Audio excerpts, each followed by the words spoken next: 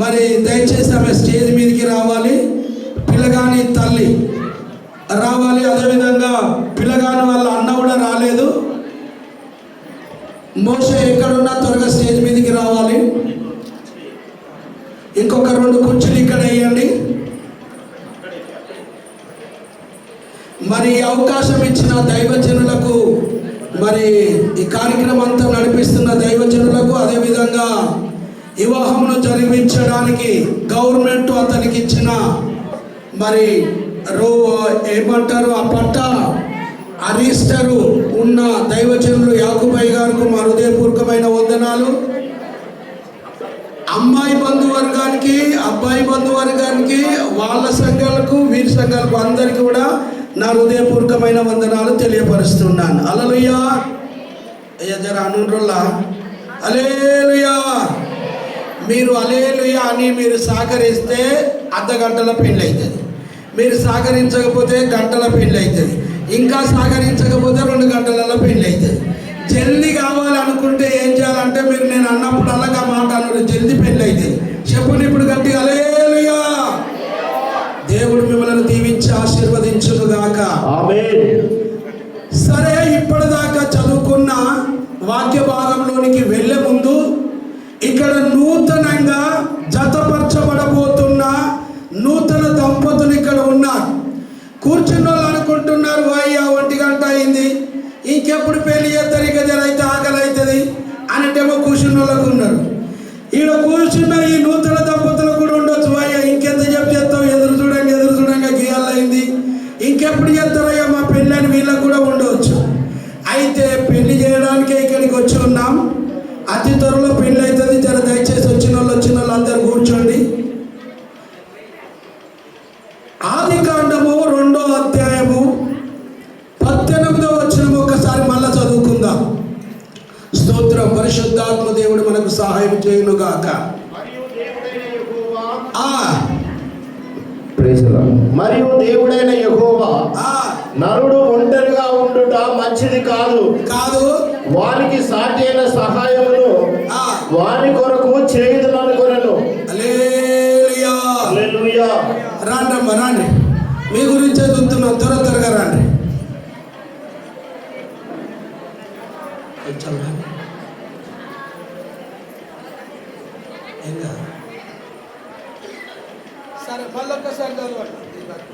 మరియు దేవుడైన యెహోవా నరుడు ఒంటరిగా ఉండుట మంచిది కాదు. నరుడు ఒంటరిగా ఉండుట మంచిది కాదు.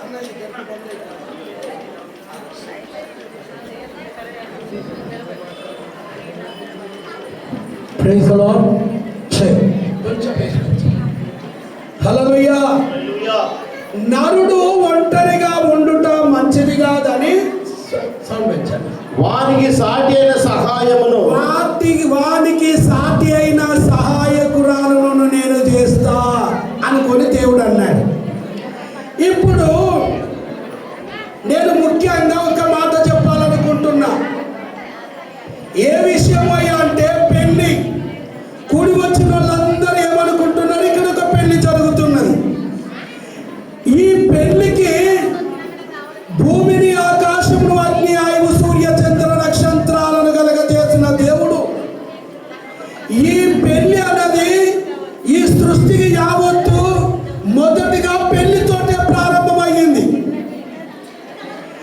ఇది చివరికి పెళ్లితోటే ముగించబడుతున్నది. అందుకే పెళ్లిని అన్నారు అన్నిటికంటే ఘనమైనది. హల్లెలూయా. చెప్పండి గట్టిగా హల్లెలూయా. అమ్మా, మీరు ఖచ్చితంగా ఏదన్నా ఒకటి అనకపోతే గరికి ఇంకా టైం అవుతుంది అని చెప్పిన చెప్పు హల్లెలూయా అన్న. అది పట్టుకో మీరు మంచిగా హల్లెలూయా. పాత వార్త ఇంకా టైం అవుతుంది మరి. కానీ అన్నట్టు శైలి పట్టారు కదా, కొన్ని చేతులలో ఎంతున్నాయి. హల్లెలూయా. ఈ పెళ్లిని ఎప్పుడు మొదలైందంటే ఆదికాండము 1వ అధ్యాయంలో 2వ అధ్యాయం 7వ వచనంలో నరుణ్ణి నిర్మించాడు. నరుణ్ణి నిర్మించి నరుడు ఒక్కడుగా ఉండుట మంచిది కాదని నిర్మించిన దేవుడు సాటి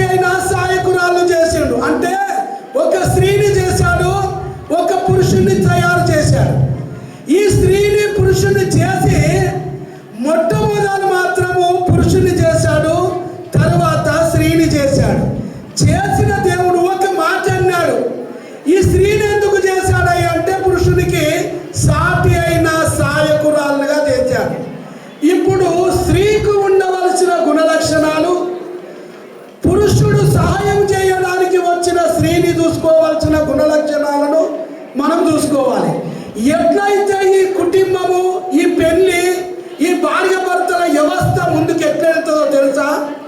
ఇప్పుడు చెప్పబోయే మాటలు వినండి. భార్యకి ఏ గుణ లక్షణాలు ఉండాలి, భర్తకు ఏ గుణ లక్షణాలు ఉండాలి.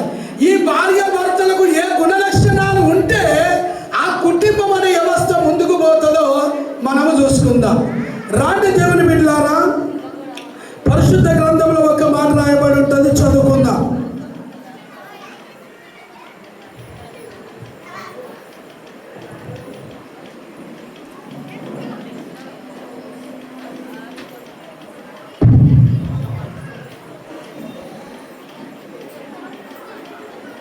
భర్తకు ఉండవలసిన గుణ లక్షణాలు మీరు మళ్ళీ అడిగినా చెప్పాలి, గుర్తుపెట్టుకోండి. ఈరోజు బాబు ఇటు చూడు నాయన,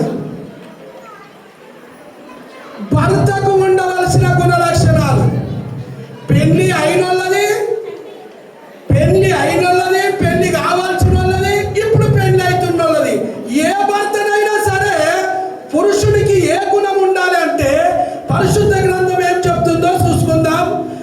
కొలసీలకు రాసిన పత్రిక 3వ అధ్యాయం 19వ వచనం. త్వరగా బైబిల్ దగ్గర పెట్టుకొని నాకు సాయం చేయండి అయ్యా. ఇంచుమించు 15-20 నిమిషాలలో ముగిస్తాం. కొలసీలకు రాసిన పత్రిక 3వ అధ్యాయం 19వ వచనం. భర్తలారా మీ భార్యలను ప్రేమించుడి. భర్తలారా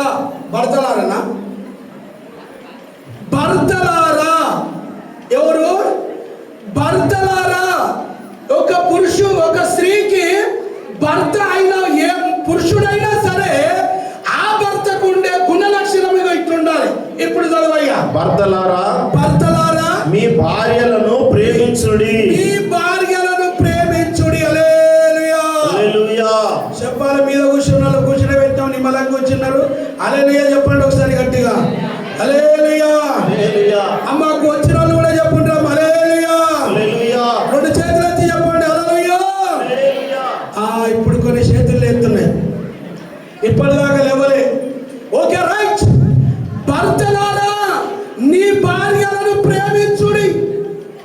ఒకళ్ళ నీ భార్యను ప్రేమించే గుణమే నీకు లేకపోతే నీ భార్య నీతో ఉండడం కష్టం.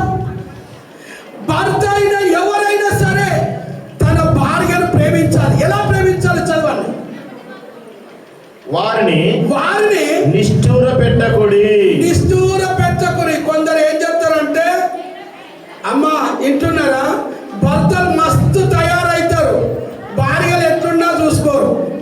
ఆయనకు ఇస్త్రీ చేసిన బట్టలు ఉండాలి, ఆయన సెట్ వేసుకోవాలి, కాళ్ళకు షూలు వేసుకోవాలి, నెత్తికి కళ్ళకు అద్దాలు పెట్టుకోవాలి, ఏది నీళ్ళక టోపీ కూడా పెట్టుకోవాలి. జర కూర్చోడా, నువ్వు మళ్ళొకసారి రాకపోవాడికి మాట్లాడేటప్పుడు డిస్టర్బెన్స్ చేయొద్దు. నడు, నువ్వు ఏం మాట్లాడుతున్నావే? కానీ 2 కానీ 4 కానీ. అరే నీకు ఆకలి అయితే పోయి తిను. ఈడ నేను పెడతా. ఏది పడితే అది మాట్లాడొద్దు నోటికి వస్తే. అరే నువ్వు ఏది పడితే అది మాట్లాడకే. నువ్వు నేనే మాట్లాడుతానే వినాలి. ఇప్పుడు వినాలి. ఇప్పుడు గమ్మున ఉండే. నువ్వు ఎందుకు మాట్లాడుతున్నావు? హల్లెలూయా. మళ్ళీ చెప్తాం ఒకసారి. హల్లెలూయా.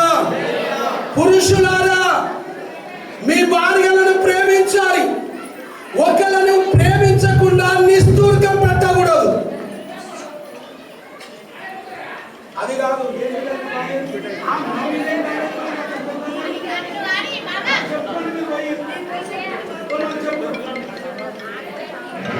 అట్లా కాదు. మా మీద ఏంది నాకు అర్థం కాదు. ఏది పడితే అది మాట్లాడవద్దు కదా. నోటికి వస్తే ఏది వస్తుంది. ఓకే. హల్లెలూయా. భార్యలు ఉండవలసిన గుణ లక్షణాలు. భార్యకు ఉండవలసిన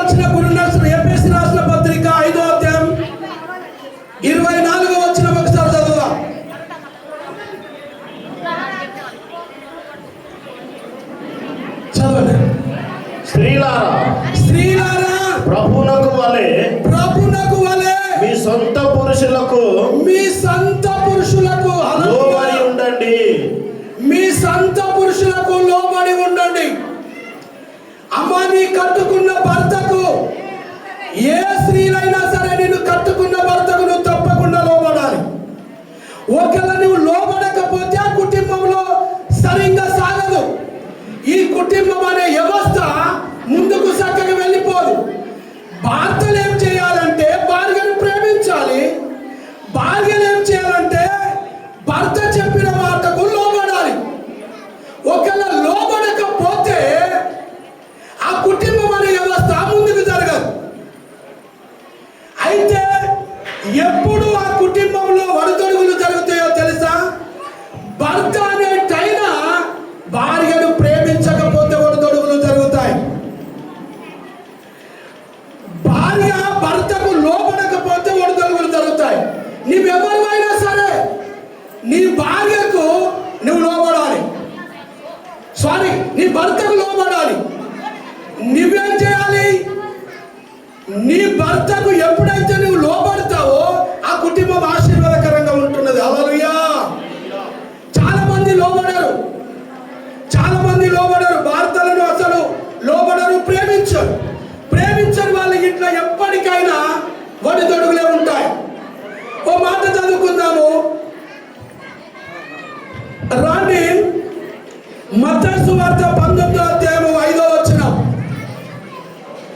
చదవండి.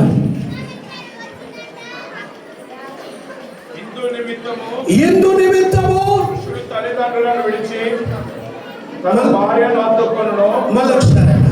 ఇందు నిమిత్తము పురుషుడు తల్లిని తండ్రిని విడిచి తన భార్యను హత్తుకోవాలి. హల్లెలూయా. ప్రియమైన దేవుని బిడ్డలారా, పెళ్లి అయిన తర్వాత, పెళ్లి కాక ముందుకు అమ్మ నీళ్ళి, అమ్మ అన్నం పెట్టు, అమ్మ బట్టలు ఏడున్నాయి, అమ్మ టవల్ ఏడుంది, అమ్మ ఇది ఏడుంది, అమ్మ అది ఏడుంది అంటాడు. తరువాత పెళ్ళైన తరువాత పురుషుడు ఎవరిని హత్తుకోవాలి అంటే తన భార్యను హత్తుకోవాలి. భార్యకు ఎడబాటు ఉండకూడదు, భార్యకు దూరం ఉండకూడదు. భార్యను హత్తుకొని బ్రతకాలి. అయితే అట్లానే తల్లిని దూరం కొట్టుమని కాదు. తల్లికిచ్చే ప్రేమ తల్లికి ఇవ్వాలి, తల్లికిచ్చే విలువ తల్లికి ఇవ్వాలి. కానీ నీ భార్యను హత్తుకొని బ్రతకాలి. ఎడబాటు ఉన్నదనుకోండి, భార్య భర్తలకు ఎడబాటు ఉన్నదనుకోండి, రోజు కొంచెము ప్రేమలు దూరం అవుతాయి, కొంచెం దూరం అవుతూ ఉంటాయి. అయితే దేవుడు ఏమని చెప్తూ ఉన్నాడంటే నీ భార్యను నీవు హత్తుకో. హల్లెలూయా. ఓకే, ఇంకొక మాట, భర్త ఏం చేయాలి? తన భార్యను హత్తుకోవాలి. మరి భార్య ఏం చేయాలో చూసుకుందాం రండి. 1 పేతురు 3వ అధ్యాయం 7వ వచనం. 1 పేతురు 3వ అధ్యాయం 7వ వచనం. అటువలనే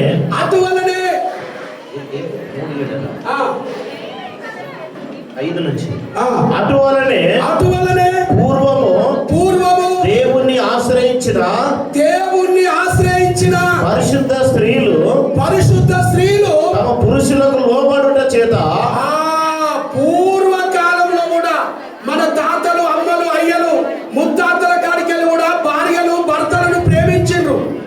భార్యలు భర్తలకు విధేయత ఇచ్చిండ్రు. భార్యలు భర్తల దగ్గర గౌరవం ఇచ్చిండ్రు. నా భర్త అంటే దేవుని తర్వాత నా భర్తే అని బతికిండ్రు. అప్పుడు ఆ కుటుంబానికి ఇల్లు ఉన్నది. చేతులున్నోళ్ళు సపోర్ట్లు కొట్టుని గట్టిగా, చేతులున్నోళ్ళు కొడదాము. హల్లెలూయా. చదవండి అట్లనే. సపురుషులకు లోబడిన చేత తమ్మును తాము అలంకరించుకొని. నీకు ఇలువ ఎక్కడికి వెళ్ళి వస్తుందో తెలుసా? పెళ్లి అయిన తల్లులారా, అక్కలారా, చెల్లెల్లారా, తమ్ముళ్ళారా, పెళ్లి కాబోతున్నా ఇక్కడ నూతన దంపతులు ఉన్నారు. ఈ నూతన దంపతులలో ఈ వధువుతో చెబుతున్న మాట ఏందో తెలుసా? నీ భర్తకు నువ్వు ఎప్పుడైతే లోబడతావో, నీ భర్తకు ఎన్నడైతే విధి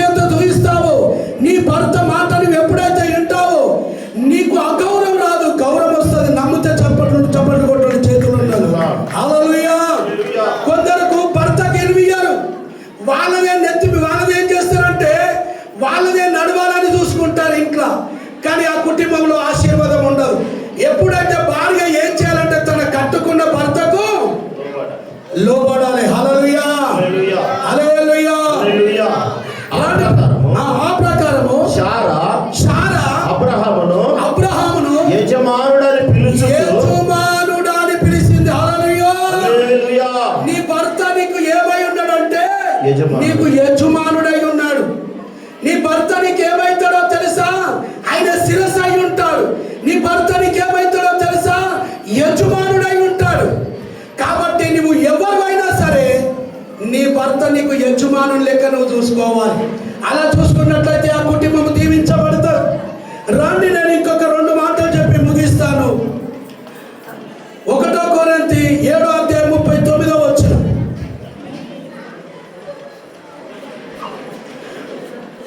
7:39.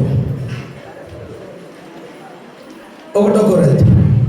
భార్య తన భర్త బ్రతికినంత కాలము, భార్య తన భర్త బ్రతికినంత కాలము భక్తురాలై ఉండాలి. భూమి మీద నీ భర్త ఉన్నాడు అంటే నువ్వు ఒక భక్తితోటి నీ జీవితాన్ని కాపాడుకోవాలి. అప్పుడు నువ్వు ఎప్పుడైతే ఇలా కాపాడుకుంటావో దేవుడు నిన్ను దీవించబోతున్నాడు. హల్లెలూయా, హల్లెలూయా. రాని బిడ్డలారా, ఇంకా 2 మాటలు చెప్పి నేను ముగించాలనుకుంటున్నాను. కొలసీలకు రాసిన పత్రిక 3:19 చదువుకుందాం. కొలసీలు 3:19. భర్తలారా మీ భార్యలను ప్రేమించుడి. ఒక మాట 1 పేతురు 3:7 చదువు. 1 పేతురు 3:7. స్తోత్రం. పరిశుద్ధాత్మ దేవుడు. అటువలనే పురుషులారా జీవమను కృపావరములో మీ భార్యలు మీతో పాలివారై ఉన్నారని ఎరిగి ఎక్కువ బలహీనురాలైన ఘట్టమని భార్యను సన్మానించి మీ ప్రార్థనలకు అభ్యంతరం కలగకున్నట్లు నీ ప్రార్థన కావచ్చు, నీ పని కావచ్చు, ఆటంకంగా ఉండకుండానట్లు జ్ఞానము చొప్పున వారితో కాపురము చేయుడి. వారితో నీవు కాపురము చేయాలి. హల్లెలూయా, హల్లెలూయా. ఒక విషయం గుర్తుపెట్టుకోవాలి. ఎందుకు ఈ మాట చెప్తున్న ప్రియమైన దేవుని బిడ్డలారా, నీ భార్యతో నీవు సంసారం చేసేటప్పుడు నీవు చాలా తెలివితో ఈ సంసారం చేయాలి. ఒకళ్ళ ఇళ్ళ జర్రంత కింద మీదకైనా ముప్పులమే. కూరలో ఉప్పు ఎక్కువైంది అనుకోండి, ఒకళ్ళ ఏ వండినవు నీ ముఖం వల్ల వండినావు అంటే ఊకేది రాదు, ఎక్కువైంది అంటది. సూపర్ వండినవమ్మా, నువ్వు మంచిదానివే కానీ చేయి జారినట్టుంది, జర్ర ఎక్కువైంది అన్నావు అనుకో, అయ్యో ఇంకోసారి ఇలాంటిది జరగకుండా చూసుకుంటారు. కొట్టకాయ అన్నప్పుడే చూడాలి. ఫస్ట్ కొట్టకాయ అంటది, తర్వాత కొట్టకురు అంటది. అరే మూడోసారి కొడతామో కొడదు రారా అంటది. ఆ స్థితి రానిచ్చుకోవద్దు. అందుకే తెలివితోటి సంసారం చేయడము నేర్చుకోవాలి. ఎందుకో తెలుసా? వాళ్ళు బలహీనురాలైన ఘట్టమని తెలిసి నీ సంసారం అనే యొక్క ఈ వ్యవస్థను ముందుకు తీసుకొని పోవాలి. ప్రియమైన పురుషులారా, నీ కుటుంబము దీవించబడాలంటే, సమాజంలో నీకు ఇలువీయాలంటే, నీ బంధువుల దాంట్లో నీకు ఇలువీయాలంటే నీ భార్యను నువ్వు ప్రేమించాలి, నీ భార్యను నువ్వు కనపరచాలి. నీ భార్య నీ యొక్క పాలిగా అయిపోయి నీకు సమానమని గుర్తుపెట్టుకోవాలి. ఆడి మనిషి అంటే తొడిగితే కాలుకు, ఇడిస్తే పచ్చకు అనుకుంటే అది ఒకనాడు నేను కాళ్ళు లేకుండా నడిపిస్తా, చెప్పులు లేకుండా నడిపించే దినం వస్తుంది. కాబట్టి దేవుడు ఏం చేసిండంటే, ఈ మనుషులు ఇష్టంటోళ్ళే.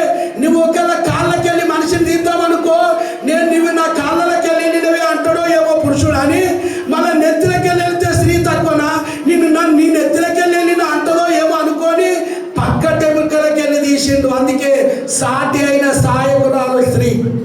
కాబట్టి ఆ స్త్రీని మనం గౌరవించాలి, ఆ స్త్రీకి మనం విలువియాలి. విలువిస్తే ఆ కుటుంబం దీవించబడుతుంది. నూతన వధువరులకు చెప్పబోతున్న మాట ఏందో తెలుసా?